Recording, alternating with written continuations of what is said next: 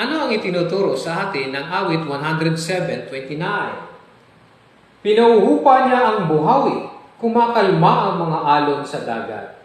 Napakasayang balita nito. Sa Biblia, tinatawag itong panahon natin na huling mga araw. Tinukoy din ni Jesus na magkakaroon ng mga masasamang pangyayari o mga nakakatakot na mga bagay. Isipin mo ang kalagayan natin ngayon. Kasama dyan ang mga pagbaha.